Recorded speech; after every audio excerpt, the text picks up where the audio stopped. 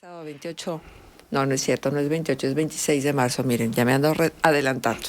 Es sábado 26 de marzo de 2022 y amanecimos con una temperatura fresquita, bastante fresquita, que son 13 grados, Gerardo, 13 grados centígrados que tenemos de temperatura ambiente en el centro de la ciudad de Torreón. Listísimos para empezar nuestra fiesta. Sábado de fiesta, sábado de abuelo de pájaros, sábado de contexto del texto y sábado del tema de la semana. Vamos a hablar hoy, y muy vinculado a abuelo de pájaro, ¿sirve de algo el activismo medioambiental? Porque hoy es la hora del planeta y se supone que hoy en todo el mundo se sugiere que haya una hora donde apaguemos todos los aparatos eléctricos y entonces de esta manera hacer conciencia de lo que significa la generación de energía, la contaminación que se deriva de ella y las posibilidades que tenemos de ser copartícipes en la conservación del planeta. Bueno, pues empezamos ya nuestro abuelo de pájaro con el doctor Francisco Valdés Pérez Gasga. Francisco, ¿cómo estás? Bienvenido, buenos días. Hola, ¿qué tal? Buenos días. Fíjate que ayer tuve como 5 ideas geniales para el programa de hoy y las 5 las olvidé. Exacto, las 5 las olvidé. Bueno, ahorita te acuerdas. Completamente. Bueno, una sí me acuerdo y es la cuestión de cómo nombramos a las personas y cómo nombramos a las plantas y a los animales y a las cosas. Y el lenguaje pareciera que no, pero también conforma o moldea la manera en cómo vemos al mundo, ¿no? Y digo, ya lo dijo Wittgenstein, pero eso es claro. Y me estaba centrando en 2 términos cuando hablamos de hierbas o malezas y cuando hablamos de plagas. Y son términos que ven, en un caso a una planta, en un caso a un animal, como algo indeseado, como algo molesto, como algo dañino. Y pues los animales y las plantas ni son molestos, ni son dañinos, ni tienen una agenda, ni tienen una intención. Simplemente son. Si nosotros creamos un inmenso campo de cultivo con una planta que le gusta a un insecto, pues el insecto lo que va a hacer es decir, de aquí soy, ¿no? Me están poniendo este banquete, pues lo aprovecho. Pero como nos afecta económicamente, entonces es una plaga y entonces metemos todo un lenguaje militar, ¿no? Del combate a las plagas, el enemigo del algodón o el enemigo del maíz o el enemigo de qué sé yo, y lo empezamos a vestir así. Y no es casualidad que lo vistamos de un lenguaje bélico. De los plaguicidas, los que se han usado durante tanto tiempo y se siguen usando, son producto de la investigación de los gases venenosos de la Primera Guerra Mundial. Es decir, alguien en un momento dado dijo, ¿te acuerdas de aquella cosa que usábamos para matar a los soldados enemigos? Pues ¿por qué no lo usamos para matar a los insectos enemigos? Y funcionaron perfectamente. Entonces tienen ese origen bélico y militar. Por otro lado, los ejércitos del mundo perdían más soldados a las enfermedades de donde iban a pelear que a los balazos mismos o a los cañonazos. Entonces los ejércitos siempre han tenido, y hasta la fecha tienen, de los mejores entomólogos del mundo, los mejores especialistas en insectos. No olvidemos, el DDT fue un arma de ventaja en la Segunda Guerra Mundial para vencer la malaria en el Pacífico del Sur. Entonces, pues sí, son cosas que hay que reflexionar, y eso es con las plagas. Y con las hierbas o malezas, desde la palabra maleza, ¿no? Me choca. Una planta que está haciendo esta maleza aquí, quítenla. ¿Qué significa maleza? ¿Algo malo? Malo. Malaria de mal aire. Mal aire, exacto. Okay. Porque se pensaba que se transmitía a través del aire estancado arriba de los pantanos. Ajá. Que ahí hay una historia bien interesante, porque igual se creía que se transmitía el cólera. Y el primero que abogó porque el cólera se transmitía a través del agua, que era como pecado decirlo, ¿verdad?, en la medicina de aquel momento, fue el doctor John Snow en Londres. Es una historia bien interesante. Pues me lanzo total. Los otros 4 temas se me iba a olvidar. Resulta que John Snow, Londres estaba empezando con un brote de cólera gravísimo en el centro de Londres en 1834, y él se le ocurrió poner el nombre de los enfermos y muertos en un mapa. Y esto es el principio de lo que hoy se llama sistemas de información geográfica, en el que tiene mucho que ver el GPS y muchas cosas de tecnología de último grito, pero que él fue el primero que lo hizo. pon los datos en un mapa y ve qué te dicen los datos en un mapa, qué te platican, qué te cuentan. Y él encontró que todos estaban alrededor de una bomba de agua en particular. En estos entonces Londres las casas no tenían agua corriente, la gente tenía que salir a la calle a una bomba que le quedaba relativamente cerca, llenar sus baldes y llevarlos a su casa. Y tenían otra costumbre en Londres, no tenían drenaje tampoco. Entonces en los edificios de varios pisos, el drenaje de cada departamento iba a dar al sótano, y el sótano se llenaba de excremento. Y entonces había gente especializada que pasaba periódicamente a recoger el excremento, a llevarlo a los campos como si fuera fertilizante, y era como estaba organizada la ciudad. Entonces él dijo, el cólera está surgiendo en gente que está bebiendo agua de esta bomba en particular. Y fue con las autoridades y les dijo, por favor, clausuren esa bomba.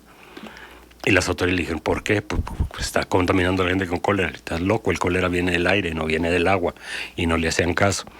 Pero luego unió fuerzas con el cura del barrio, que le tocaba ir a darle la extrema unción a los que estaban muriendo de cólera, y entre los dos volvieron a pedirle a las autoridades. Y las autoridades dijeron, bueno, no la voy a clausurar, pero le voy a quitar el mango que se usa para bombear. Ajá. Y la quitaron y ¡pum! Desapareció la epidemia de cólera. ¿Pero por qué? ¿Por qué por el Porque mango? estaba por el agua. Sí, pero por el mango... Sí. No, al quitarle el mango ya no podías bombear. Ah, ya. Entonces tenías que caminar a otra bomba. Ajá. Que no tenía el virus. Bueno, mira, políticamente correcto. Pues sí. Se descompuso. Sí, y hay una tradición bien interesante. Esa bomba estaba afuera de una cantina, de un pub, y el pub ahora se llama John Snow, el nombre del médico Y cada año la sociedad John Snow tiene una solemne sesión en la cantina, y invitan a un conferencista en salud pública a que dé una conferencia hasta la fecha, y le entregan de regalo el mango de plata como un mango de la bomba. Sí, porque eso revolucionó todo. Primero, nos dio los sistemas de información geográfica, que son tan útiles en la conservación del medio ambiente y en muchas otras cosas, y nos dio la visión de que las enfermedades se podían transmitir no solo por el aire, también por el agua o por otros vectores, ¿no? O sea, fue una revolución realmente en la medicina y en la tecnología lo que hizo John Snow. En fin, entonces eso es, digamos, por estas cuestiones de las enfermedades, ¿por qué le llamamos plagas? ¿Por qué le llamamos malezas o hierbas? Pero luego también me voy a cómo me llaman a mí.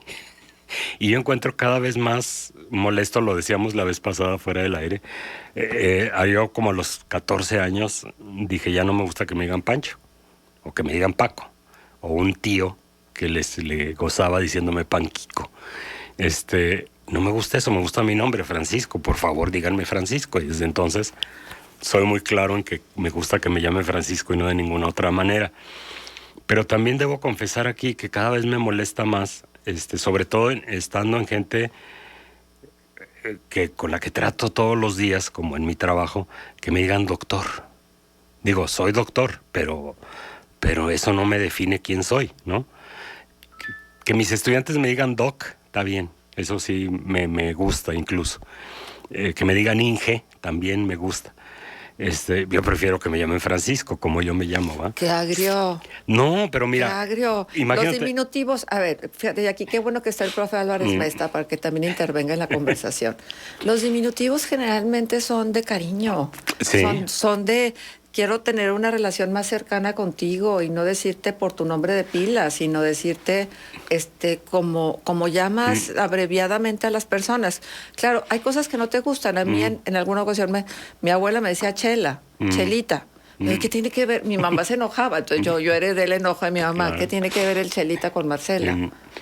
Sí, bueno, pero también, por ejemplo, en España Pancho quiere decir alguien pasivo, alguien que no le importan las cosas. Mira, se quedó tan Pancho. ¿No? Entonces no me gusta eso, ¿no? Yo quisiera hacer todo lo contrario. Qué ridículo, hizo el Pancho. Hizo el Pancho, exacto. Ah, sí, cierto. Bueno, sí, tienes razón, te perdono. Y luego en Chile, Paco es militar y es como hablarles de manera insultante a un militar, ¿verdad? Ahí vienen los pacos, ahí vienen los soldados o los carabineros a darte de macanazos, ¿no? Entonces, no, y luego Kiko, pues el personaje de la televisión. En fin, no me gusta ninguna de esas cosas. Pero fíjate... Haces muchas connotaciones, muchas, sí, ¿verdad? muchas. Pongo demasiadas condiciones. En A mí me da mucha risa porque luego oigo conversaciones de alguien que dice, no, hombre, yo conozco muy bien a Paco. Entonces, no, si me conocieras bien no me dirías Paco. Para empezar. Pero en un ámbito académico, como donde yo trabajo en el posgrado, en donde todos somos doctores, y que en una junta digan, como dijo el doctor Valdés, ¿por qué me dices doctor Valdés? Nos conocemos de hace 30 años. Y tú eres Víctor y yo soy Francisco. ¿Y por qué no nos llamamos? Formalismos. Sí. Sí, y que es bien difícil quitarlos. Mira, te cuento el caso. Yo tuve aquí un par de neurólogos muy destacados. De veras, van a hacer la diferencia. Pero a mí me llamó mucho la atención, pareja, ¿sí? Esposos, que cuando ella o él le quería ceder la palabra al otro, la doctora puede decir. Ya. El doctor puede decir. Ya. Entonces me hizo tan chistoso. Pues sí. Pero hay que entenderlo desde el ámbito del ejercicio profesional. Sí. Ellos son pareja, ¿cierto? Pero para ser médicos, y estaban aquí en su carácter de médicos, son médicos antes que cualquier otra cosa. Sí, sí. En la medicina yo creo que es especialmente formal este asunto, ¿no? Yo recuerdo a mi esposa decirme, ¿por qué le dices así al doctor fulano? ¿Por qué le dices Toto? Pues que yo lo conocí Toto y es mi amigo, Ay, ¿por qué claro. no le voy a decir Toto? Claro. Pero sí, en el ámbito médico parece ser eso muy, muy rígido, y también en el ámbito de ingeniería. Muy riguroso. Por lo que estoy platicando, ¿no? Pero si estamos en una junta de amigos, de compañeros de trabajo, pues ¿por qué no nos llamamos por nuestro primer nombre? Luego pasa una cosa bien curiosa, ¿eh? Si hay una mujer, incluso en ingeniería, la mujer pasa a ser la doctora Connie, nunca con el apellido. Es el doctor Valdés y la doctora Mariquita. O sea, es también como una manera de invisibilizar a la mujer o de no darle el mismo tratamiento formal que al hombre. Yo sí creo. Son interpretaciones. Digo, igual puede ser algo más cálido por ser mujer. Sí, algo más cercano por ser mujer. Pero cuando es tan sistemático dices, pues es por ser mujer. Y probablemente por hacerlas menos. Bueno, yo soy de ese pensar, bueno, ¿verdad? bien, Entonces sí, pensar un poco en cómo nombramos las cosas, cómo le llamamos a las cosas y pensar un poquito más en el lenguaje que usamos, ¿no? Tampoco de andarnos cuidando cada cosa, que si dije todes o dije todos, o eso ya cada quien, ¿no? Pero sí hay cosas como malezas, como plagas, que son importantes. Y fíjate que también pues, me voy a adelantar y voy a abonar a lo de la hora del planeta. Pues sí es bien importante reflexionar también no nada más en cómo hablamos, en todo lo que hacemos, ¿no? Si usamos la electricidad todos los días, y le aseguro que todos dependemos de la electricidad, si nos quitaran la electricidad sería el caos personal, familiar y social. Pensar cómo se genera la electricidad para tener un poquito más de idea y cómo se podría generar la electricidad, porque eso también es muy, muy importante tenerlo en cuenta, ¿no? Y luego fíjate, otro tema también ya me estaba volviendo a la memoria lo que había pensado ayer.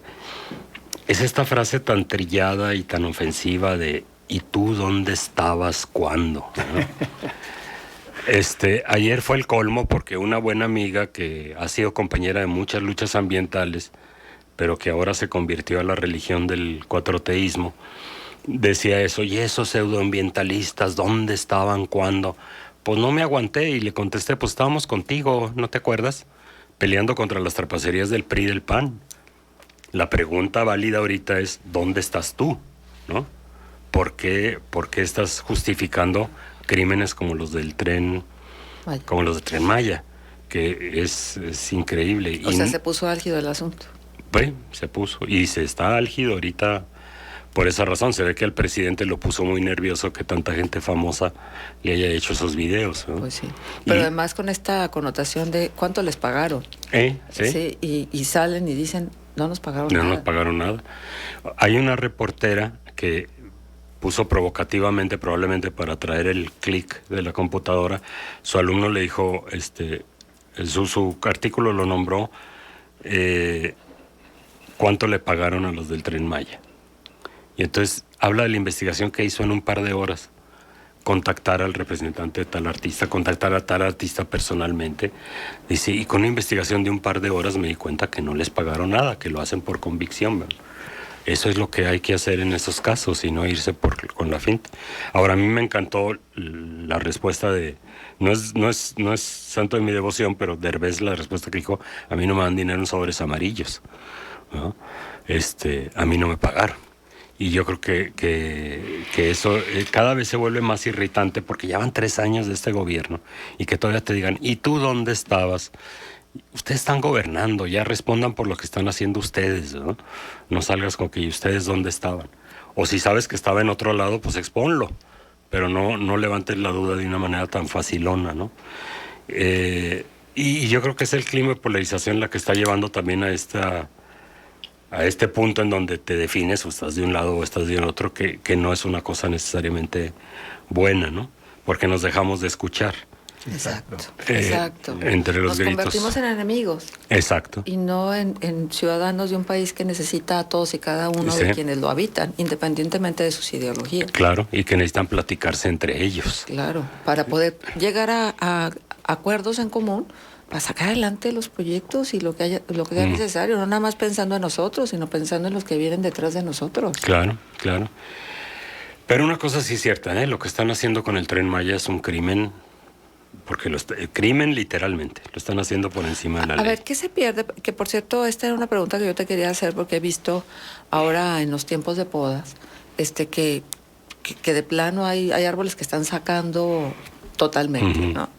¿Qué se pierde cuando se pierde un árbol adulto? Porque dice, pues no, es que yo voy a reponerlo porque voy a tener que donar 20 arbolitos más, ¿sí? Pues se pierden 20 años de trabajo, de cuidados, de riego, toda la edad que tenía ese árbol, si tuviera 20 años o 30 o 50 o lo que sea. Eso es lo que estamos perdiendo, una inversión de trabajo, y que muchas veces son las razones más banales, es que es muy sucio. Es que es huizache y luego tira las florecitas y eso es muy sucio. O es pingüico y tira las hojas y es muy sucio, tira las pingüicas, ¿no? Yo creo que tenemos que mostrar también un poquito más de respeto hacia los árboles que nos dan tantas cosas y que son unos seres realmente maravillosos, ¿no? Y no lo digo nada más en términos poéticos. Hay una investigadora canadiense, Anne Sillard, busquen su plática en TED de cómo platican los árboles. Y es increíble lo que ella ha encontrado. Lo primero que encontró es que los árboles se mandan señales y se mandan materiales. O sea, un árbol puede compartir su comida con otros árboles. ¿Cómo? Sí, a través... En un bosque natural o en un ambiente natural hay unas cosas que se llaman micorrizas, mico de hongo y risa de raíz. Entonces el hongo se funde con la raíz del árbol y lanza unos filamentos que luego se conectan con otro árbol y tienen exactamente la misma arquitectura que el internet. Y entonces si un árbol, por ejemplo, le cae una plaga, empieza a defenderse, pero también empieza a mandar señales a través de los hongos a los árboles vecinos de aguas porque ya me cayó esto. O sea, empieza tú. ¿Y cómo se protegen los árboles sabiendo que...? Empiezan a secretar las sustancias que ya normalmente tienen para protegerse de los insectos. ¿Secretan sustancias? Sí, si la mota... Las ceras y esto... Si la mota pone a algunos locos, en realidad es un arma química de defensa contra las plagas. Si el chile pica, la capsaicina es un arma de defensa en contra de las plagas. No me digas todo eso, qué bonito. Sí, ¿Son seres vivos? La coca produce lo que produce también para lo mismo, claro. Y luego, lo último que encontró Anne Sillard es que no le mandan por igual las señales o la comida a todos los árboles vecinos. Se los mandan en preferencia a los que son sus hijos. O sea, los árboles que nacieron, hay un árbol madre, digamos, que manda sus recursos a sus árboles hijos. Y eso es realmente, tú dices, pero ¿cómo posible? ¿Cómo investigó? ¿Cómo supo? O sea, es bien curioso. Mira, primero, ¿cómo es que se comunican los árboles? Es un experimento muy elegante. O sea, le pone una bolsa de plástico al árbol, le inyecta CO2, pero con carbono 14, carbono radioactivo, de manera que la bolsa no deje que el carbono 14 salga fuera, el CO2 con carbono 14, y empieza a pasar su detector de radioactividad en los árboles vecinos. que primero no hay radioactividad porque no había CO2 con árboles, y de repente en árboles lejanos empieza a haber radioactividad, prueba de que lo que asimiló ese árbol lo empezó a pasar a los árboles cercanos. Y luego ya haciendo un estudio más fino, pues encontró esto del árbol madre, ¿no? Entonces eso, digo, cambia totalmente la visión que uno tiene de los árboles, de los bosques, incluso de los arados, ¿no? Cada que tú metes un arado en el suelo, lo que estás es destruyendo todas esas redes de comunicación entre plantas que son los hongos. Los hongos, yo les recomiendo muchísimo, muchísimo un documental, está en Netflix, que se llama Hongos Fantásticos. Es tanto un documental sobre los hongos, sobre una de las personas que más sabe de hongos, Paul Stamets, que Paul Stamets es alguien que nunca fue a la universidad y es un científico de primera línea. Muy, muy padre, porque te hace pensar muchas cosas sobre la formación de los científicos y sobre los hongos mismos. Los hongos son más animales que plantas. O sea, genéticamente los humanos somos más parecidos a los hongos que a las plantas. O sea, y generalmente los tenemos como algo, como se encargan de descomponer la materia y de atacar a los seres muertos o muriéndose, les tenemos cierta repelencia, ¿no? Y no queremos saber nada de los hongos. Pero son seres maravillosos y ese documental realmente te abre los ojos, ¿no? Qué maravilla, Francisco. Estoy con la boca abierta. No, sí, increíble, ¿eh? Y en ese documental sale Ann Szilard, precisamente la canadiense de la que estoy hablando. Ajá. Bueno, gracias. Está Morita acompañándonos bueno. allá a la distancia. Saludos. Que siempre nos hace el favor de compartir este espacio. Dice, a las malezas se les llama también como especies arbences. ¿Arbences? No, eso no me la sabía. Sí, es difícil estimar la pérdida, cómo recupera la superficie foliar para captura de carbono. El hábitat de toda la fauna, desde suelo, tronco, hojas, etcétera, la sombra, la termorregulación, la temperatura. Cuando tiran un árbol no se recupera con otros arbolitos pequeños porque ellos ya existían y ya prestaban su servicio ambiental en donde los tuvieran. Viveros, por ejemplo. Eliminar un árbol, lo dice con mayúsculas, es irreparable. Claro. Y fíjate que con Amorita pasó una cosa curiosa ahora que abrieron la presa. El agua del río arrancó un ahuehuete de más de 10 metros que se atoró ahí frente a su concesión del Tasajillo y están haciendo esfuerzos por salvarlo y replantarlo. Ya lo hizo con un ahuehuete con mucho éxito. Está intentando hacerlo con este. Pues ojalá que lo logre. Bueno, vamos a presentar el editorial de hoy. Sí, el editorial de hoy precisamente es por qué cortaron el árbol. Ah, mira. Y lo hace Ana Ríos sobre un árbol en especial que siempre se paraban a observarlo y un buen día lo cortaron. ¿Por qué cortaron el árbol? Ana Isabel Ríos. Un árbol seco y enorme se encontraba en medio de un terreno baldío. Antes de comenzar a observar aves, no lo habíamos notado. El árbol, por supuesto, ya estaba ahí desde hace años, exactamente en el mismo lugar como muchos más, que forman parte de ese escenario que ignoramos en nuestro recorrido diario. Luego llegó la pandemia. Se acabaron los recorridos repetitivos y a modo de intentar salvar un poco la cordura, nos adentramos en el mundo de observadores aficionados de aves. Como todo pajarero novato podrá confirmar, comenzamos a notar cosas en el entorno que antes pasaban desapercibidos, como ese árbol. 2 enormes nidos estaban tejidos en sus ramas secas y en nuestros escasos recorridos pudimos observar a la aguililla que asumíamos como constructora o inquilina de ellos, a veces posada en el árbol, a veces sobrevolando la zona. Así, hicimos a este árbol parte de nuestra inspección cuando extrañamente circulábamos por ahí. Los meses pasaron y la pandemia no se fue, pero se hizo parte de la normalidad, así que retomamos nuestra rutina y con ella el recorrido diario por ese árbol. Volvimos a las revisiones. ¿Ya llegamos al árbol? Ya se ve. ¿Siguen ahí los nidos? Sí. ¿Ven a la aguililla por algún lado? Y dependiendo del día, la hora y seguramente la agenda de la rapaz, la respuesta podría ser no. Sí, mamá está ahí volando. O entusiasmado, sí. Está en una de las ramas. Cuando supimos de un nido activo de la misma especie en otra ubicación no muy lejana, nos entusiasmamos y tratábamos de observar con mayor detalle los nidos, con la esperanza de llegar a ver algún día un par de polluelos, pero la vía es rápida, transitada y peligrosa, y los demás conductores no parecían compartir nuestro interés en el nido, mucho menos en reducir la velocidad. Yo como conductora, si acaso podía distraerme unos segundos, pero circulando lo más lento que me fuera posible, mis hijos lograban poner mayor atención que yo. Así, esos breves segundos se convirtieron en un ritual dentro de nuestra rutina, y la observación daba pie a otras conversaciones ornitológicas que duraban el resto del recorrido. Hasta que un día, sin previo aviso, encontramos que alguien había talado el árbol. La pregunta de mis hijos no se hizo esperar. «Mamá, ¿por qué cortaron el árbol?». 2 segundos pude desviar la mirada para comprobar que efectivamente el árbol estaba ahí, pero no erguido, sino hecho pedazos, amontonado en el suelo. Un nudo se formó en mi garganta. Pensé en el aguililla que regresaría buscando su rama, su árbol, su nido.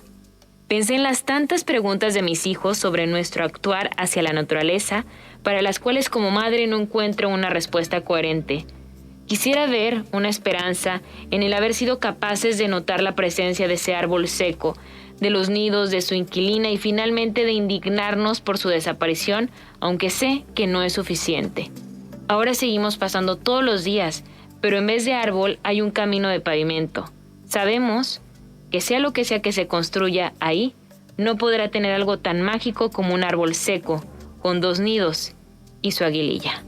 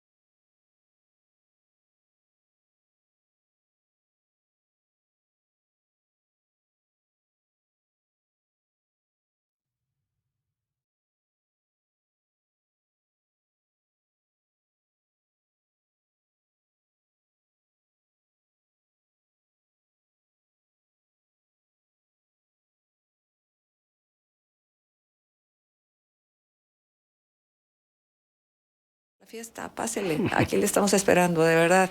¿Qué se va a llevar? Un bolo de conocimientos lleno, pero además lleno de conocimientos útiles que nos sensibilizan hacia lo que significa el medio ambiente, hacia lo que significa también esta maravillosa posibilidad de poder comunicarnos a través del contexto del texto, porque en el fondo es eso, la comunicación maravillosa que sostenemos a través de estos espacios con estos colaboradores tan llenos de conocimiento. Claro. Y fíjate que hablando de este Paul Stamets, les recomiendo de nuevo ese documental, Hongos Fantásticos, en Netflix. Es todo un personaje. Él hizo una empresa en donde él produce hongos que ya se sabe que refuerzan el sistema inmunológico, que sirven para reforzar el sistema inmunológico de las abejas y proteger los panales, etcétera. Entonces ha hecho un negocio muy exitoso de eso. Pero resulta que era un tipo profundamente tartamudo. 6 años de terapia y no le pudieron quitar su tartamudez. Dice, entonces por tartamudo yo nunca veía a la gente a los ojos porque temía que me fueran a hablar, ¿no? Entonces yo siempre vivía mirando al suelo. Y me convertí en leñador. Dice, yo andaba cortando árboles en el bosque. Además en solitario. Sí. Dice, y un hermano mío un día me visitó en el campamento de leñadores y me empezó a hablar de los hongos. Y como yo ya nomás veía para abajo, pues empecé a descubrir un montón de cosas de los hongos, ¿no? Total, un buen día se le ocurrió entrarle a los hongos alucinógenos. O sea, se los... Sí, dijo, y me... recetó. Compré una bolsa y yo dije, pues esto va a ser una dosis. Y era como 10 veces una dosis, pero yo me los comí todos. Dijo, y me subí a un árbol a ver el paisaje desde ahí bien pasado. Y venía una tormenta. Dijo, estar arriba de una loma en el árbol más alto no es muy buena idea si va a haber una tormenta. Dijo, llegó la tormenta. Y fue el alucine y los truenos y los rayos. Y yo pensando, aquí me voy a morir. Y para distraerme empecé a contestarme en la frase, deja de tartamudear, deja de tartamudear, deja de tartamudear. Y se curó. Me bajé del árbol, me fui a mi casa, me dormí, no vi a nadie. Al día siguiente me encontré con una chica que me gustaba mucho y que yo también le gustaba, pero yo no sabía qué hacer con esa atención de ella. Y pasó y me dijo, hola Paul, y yo le dije, hola, ¿cómo estás? Dijo, por primera vez no tartamudeé. Y desde ahí ya no tartamudeé. Ay, no. Tampoco no, lo intente usted en su exacto, casa, ¿eh? Era lo que Sí. iba a decir. No. Sí. Pero qué chistoso. No, y ahora lo que se ha encontrado, los hongos alucinógenos, el LSD y el peyote, son armas muy potentes en el tratamiento de varios desórdenes psiquiátricos. Por ejemplo, en las adicciones y en la depresión, son la maravilla. Y hay también por ahí un libro que se llama Cómo cambiar su mente, de Michael Pollan. Él escribía normalmente cosas de comida, ahora le da por escribir por cosas de droga. Y te habla de esas 3 drogas alucinógenas, pero toda su historia, desde cómo se había estado ya usando en la ciencia, cómo llegó la prohibición tajante en tiempos de Nixon y se abandonaron esas investigaciones, y cómo apenas ahora se están retomando, pero son la gran cosa. Dice, claro, la farmacéutica no le interesa, porque te puedes curar de una depresión profunda con una dosis. Entonces, la farmacéutica lo que quiere es que te enganches en el Prozac que tienes que tomar todos los días, y no que te enganches en los hongos que los tomas una vez y te curas, ¿eh? Entonces sí, hay un montón de cosas que hay que reevaluar. Y luego también está eso, los hongos, ¿por qué son alucinógenos? O sea, no evolucionaron eso para poner locos a los humanos, ¿no? Y la teoría fantástica de que el humano empezó a hablar, la teoría del mono pasado, de que fuera un homínido que comió hongos, y cuando te drogas aparece esto que le llaman la sinestesia, que tú puedes ver la música, ¿no? O oír los colores, y pues no hay nada más sinestésico que el habla, que el lenguaje. O sea, sonidos que representan símbolos y representan cosas, ¿no? Entonces hay esa teoría de que así por eso empezamos a hablar, porque estábamos bien pasados. Y yo creo que hay que tomarlo un poquito en cuenta, ¿eh? La agricultura, que todo el mundo dice, no, claro, se inventó para que el humano ya no dependiera de tener que andar persiguiendo al mamut y todas esas cosas. Todo apunta a que la domesticación de los primeros granos fue para hacer cerveza, no para alimento, no para hacer pan. Se fue para emborracharse, ¿no? O sea que ya lo traemos. Ya lo traemos. Sí. Pues tiene que haber algo ahí significativo, ¿no? Que también favorezca la evolución. Claro. Si no, o sea, no es dioqui, no es claro. Porque sí. Claro, quizá después de la por borrachera. Ejemplo, lo espiritual, porque pienso en todas las culturas que, por las ejemplo, religiones. huicholes que hacen su recorrido con el peyote, o en Oaxaca con aquella famosa María Sabina que venía, le decían que venía Walt Disney y que venían los Beatles y que Fantasía se creó, la película de Fantasía se creó precisamente, que es un portento, por supuesto, en un pasón de hongos. Pues sí, puede ser. Y los hongos alucinógenos son muy comunes, crecen en la caca de la vaca, ¿no? En el excremento. Sí, y no nada más en Oaxaca, en todo el mundo. Sí. Y entonces, al ser tan comunes, de ahí que cobra cierta relevancia la teoría esa del mono pasado, como el camino que se inventó el lenguaje, ¿no?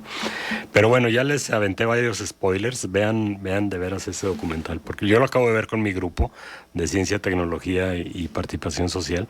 Lo que yo sí me acuerdo de niño es que un banquero muy famoso de Estados Unidos vino con María Sabina y se puso un pasón y escribió un artículo para la revista Life. Estamos hablando de principios de los 60. Todavía no venía el movimiento hippie antiguerra de Vietnam, que finalmente fue lo que hizo que se prohibieran las drogas, ¿no? Ese susto del sistema de tener un movimiento antisistema tan fuerte. Y él escribió sus memorias de lo que pasó con María Sabina en la revista Life. Y la revista Life entraba a mi casa, como entraba a la casa de millones de personas. A mi casa, era infaltable. Y en Estados Unidos y demás. A Oriana Falachi. Exacto, que luego casi la matan en Tlatelolco. Sí, ¿y a poco por Oriana Falachi decidiste dedicarte a esto? Fíjate que yo creo que hay algo se sembró en mí, porque no la puedo olvidar. Es más, tengo la portada aquí de Oriana Falachi. Ya, claro. Y entonces te habla de otra actitud frente a las drogas alucinógenas a principios de los 60, ¿no? Antes de que viniera esta prohibición tajante durante el gobierno de Nixon. Iba a decir de Lincoln, porque tiene una I y una O. Y entonces se me confunde, de Nixon. Pero sí, y eso está empezando a cambiar. Denver, por ejemplo, la ciudad de Denver, el condado de Denver, o como se le llame, ya levantó la prohibición sobre el comercio, uso, tráfico de hongos alucinógenos. Y ya se permite con mayor facilidad que los investigadores científicos investiguen sobre la aplicación de los hongos. También tiene una gran aplicación las drogas alucinógenas en los enfermos terminales, porque al parecer les ayuda a aceptar la muerte y a tranquilizarse y a afrontar la muerte pues, de una manera más tranquila. Entonces tiene muchos usos que yo creo que cada vez van a ser más, claro, siempre y cuando una farmacéutica lo agarre y lo disemine, pero no parece gustarles mucho porque no es un buen plan de negocios. Oye, Francisco, siempre hemos asociado los hongos con humedad. Sí. Yo creo que por el moho o cualquiera otra de estos hongos que aparecen en las paredes, por ejemplo, cuando hay humedad debajo en los muros, pues. Pero en un lugar desértico o semidesértico como el nuestro, ¿qué tantos hongos habitan? No, sí hay. Incluso, bueno, traemos varios hongos encima de nosotros, ¿no? Y adentro de nosotros. Cándida, por ejemplo. Por ejemplo. Pero, por ejemplo, cuando llueve, aquí a mí me ha tocado ver en la Sierra del Sarnoso, en el desierto, ver que salen hongos, unos que le dicen soldaditos blancos, que tú dices, ¿cómo pudieron romper este suelo tan duro? El hongo, en realidad, la mayor parte de la masa corporal del hongo son estos filamentos de los que hablaba al principio, que están debajo de la tierra, no lo ves. Cuando el hongo está listo a reproducirse, es que genera una cosa que se llama el órgano, yo lo traduzco como un frutescente, pero otros le dicen fructífero, y es el champiñón, digamos. Yo creo que en inglés sí haces la distinción entre mushroom y fungi, y en español no le llamamos hongo a todo, ¿no? Entonces sale el champiñón cuando ya adquiere cierta madurez explota y suelta las esporas para luego reproducirse, pero repito, se reproduce y crece bajo la tierra. Pero yo he visto estos soldaditos en el Tec de la Laguna, en mi casa, en el desierto, cuando llueve, sí. ¿No? Por eso es agua y hongos, o sea, sí. No hay otra manera. Aunque el hongo ahí estaba, bajo tierra. Fue agua y órgano y champiñón, pues más bien. Okay. Pero sí, el hongo siempre necesita de humedad para empezar a descomponer la materia. Y si no fuera por los hongos, estaríamos ya ahogados en cadáveres de árboles y de animales, ¿no? Son los grandes recirculadores. Y son los que descomponen la materia. Sí, y la reciclan para que las use alguien más. Pues a mí se me hace extraordinario. Ahora también se habla muchísimo de las propiedades nutricionales de los hongos. Por ejemplo, pues, ¿cómo se llaman los grandes? Pues los portobelo, que son los grandotes.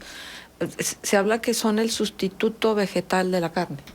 Sí. Es más, hasta el sabor del portobelo se asemeja un poco al sabor de la carne. Sí, y de los hongos en general, y quizás esa cercanía con los animales, ¿no? Fíjate que había un restaurante aquí en Torreón que ya desapareció, que tenía una hamburguesa de portobelo. Y entonces yo la pedía, invariablemente el mesero me decía, ande, híjole. No, dice, ande, híjole, ¿y cómo le diré no lleva carne? Le digo, pues por eso le estoy pidiendo. Pero yo creo que ya alguien les había reclamado, ¿cómo me traes una hamburguesa sin carne? Pues dice hamburguesa. Ahora, también me llama mucho la atención esta capacidad del hongo, por ejemplo, los shiitakes, que son hongos que vienen secos, ¿sí? Y luego los humedeces y haz de cuenta que como si cobraran vida. Es muy chistoso. Sí, se hacen otra vez como eran antes de que los secaran. Sí, hay otro que se llama cola de guajolote, que yo le tomé fotos ahí en la Sierra Gorda, pero lo hay en todo el hemisferio, en todas las Américas, supongo yo, que son como repisas que crecen en la... Y abren como abanico y de bandas de colores. Sí. Ese es el cola de guajolote. ¿De dónde vienen los colores de los famosos pitufos? No sé. Y de los honguitos de las películas animadas. No sé. Donde están así como el rojo y con puntitos blancos. Que esa es la coloración de uno de los hongos más venenosos que hay, ¿no? La manita. Que de ese hay que tener muchísimo cuidado. Que también entonces hay venenosos. Hay muy venenosos, sí. Sí, tengo un amigo, excelente fotógrafo en la Sierra Gorda, que él es vegetariano. Entonces se iba por el bosque, recogía hongos y lo iba a una fondita. Y le decía, ¿me los puede preparar así y así? Y una señora en un restaurante que le dijo que no se los preparaba, que ella no preparaba hongos. Y él empezó a preguntar por qué. Oiga, dijo, no, ¿y si trae de los venenosos y se me muere aquí afuera? Claro. El prestigio de mi negocio. Bien ¿Qué dicho. va a pasar? Sí. Bien dicho. Y por más que le decía, no, señora, yo sé de hongos, estos no son venenosos, no se los quiso. Pero sí, siempre hay un peligro, hay que saberle. Yo no me atrevería a recoger hongos en el bosque para luego comerlos, pero hay las culturas forestales, por ejemplo, en los Pirineos o en los Alpes, eso es muy común en otoño salir. Las famosas trufas. Las trufas, sí. Sí, que esas se supone que son los cerditos entrenados los que te con el olfato las detectan. Porque no están no son subterráneas.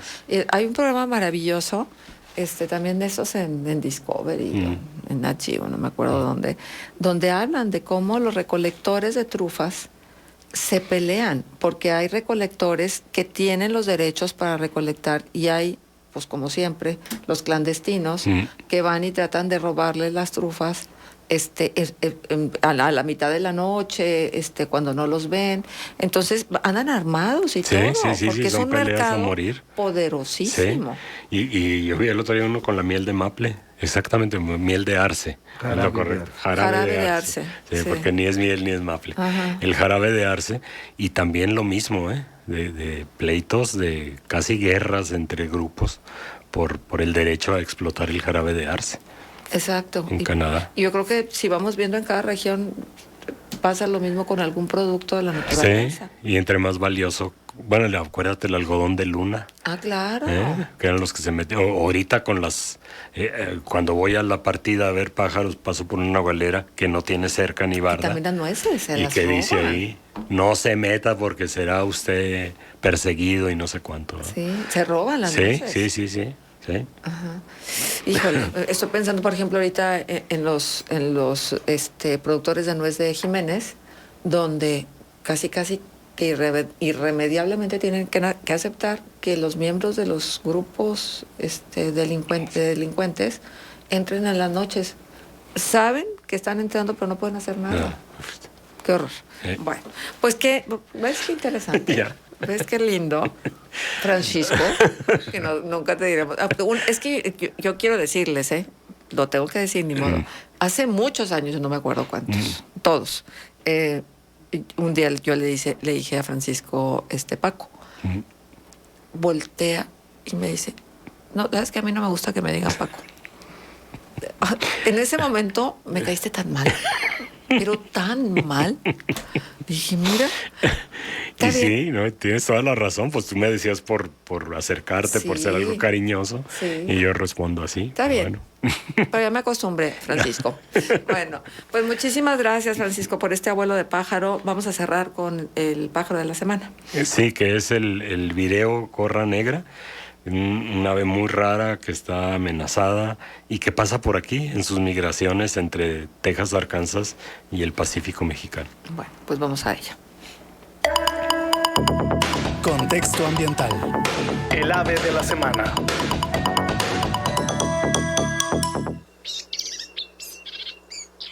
El vireo gorra negra, Vireo atricapilla. Los vireos son pajaritos insectívoros, de tamaño similar a los chipes, pero con un pico más fuerte. Son muy pequeños y muy activos. El vireo gorra negra es pequeño, de unos 11 centímetros de largo y de 8 a 10 gramos de peso. Entre los vireos, el de gorra negra es único por mostrar dicromatismo sexual, es decir, la coloración del plumaje es diferente en los machos y las hembras. El pico es negro, ligeramente robusto y con un gancho en la punta. El macho es verde olivo por la espalda, blanco por debajo y los flancos que van del verde gris al amarillo o verdoso al amarillo. La cabeza es negra excepto en la garganta, que es blanca, y además muestra una especie de anteojos blancos. Los colores en la hembra son apagados, y lo que es negro en la cabeza del macho suele ser gris en la hembra. Se encuentran en las partes más cálidas de Norteamérica, siempre y cuando haya vegetación caducifolia y de poca altura, en especial encinos. Durante la época de apareamiento, los machos cantan intensamente, aun cuando el sol esté alto, las temperaturas elevadas y el resto de los pájaros ya se hayan callado. Se reproduce en un área relativamente pequeña en el centro-sur de los Estados Unidos, entre Texas y Arkansas, hasta el noroeste de Coahuila, en el área de protección de flora y fauna Maderas del Carmen. Pasa los inviernos en la planicie costera del Pacífico mexicano, desde Sinaloa hasta Oaxaca.